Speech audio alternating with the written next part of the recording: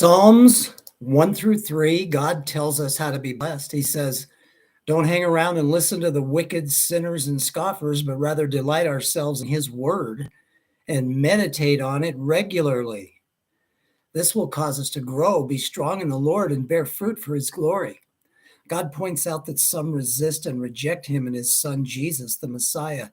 He who sits in the heaven laughs. The Lord scoffs at them. Wow, he laughs at those who live like they don't need him.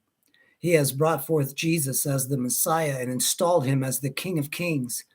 He has given the nations to him as his inheritance. He shall rule over them with a rod of iron.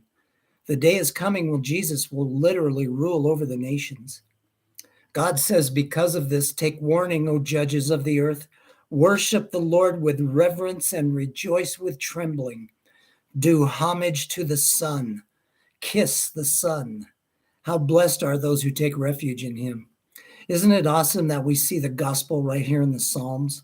We see Jesus Christ right here in the Old Testament Psalms. David wrote in Psalm 3 that he had enemies, but the Lord is a shield about him and lifts his head. He said, I lay down and slept. I left it all in my Lord's hands, and he gave me sweet sleep without worry and anxiety. He wants to do that in our lives too. Give it all to him and trust him with it and lay down and go to sleep. Acts 17, 1 through 15, Paul taught in the synagogue on 3 Sabbaths in Thessalonica, explaining and giving evidence that the Christ had to suffer and rise again from the dead, saying, this Jesus whom I am proclaiming to you is the Christ. Some Jews, God-fearing Greeks, and women were persuaded. But once again, jealousy raised its ugly head, and some Jews attacked the house of Jason, the synagogue leader, and brought him before the city authorities, complaining that he had supported these who claimed some king other than Caesar. When they received a pledge from Jason, they let him go. Paul and Silas were sent to Berea, and they went to the synagogue there.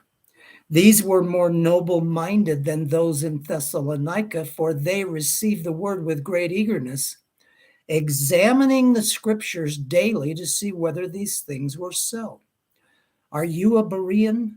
Do you examine the scriptures yourself daily to see if what you are hearing, believing, and being taught is actually what God says?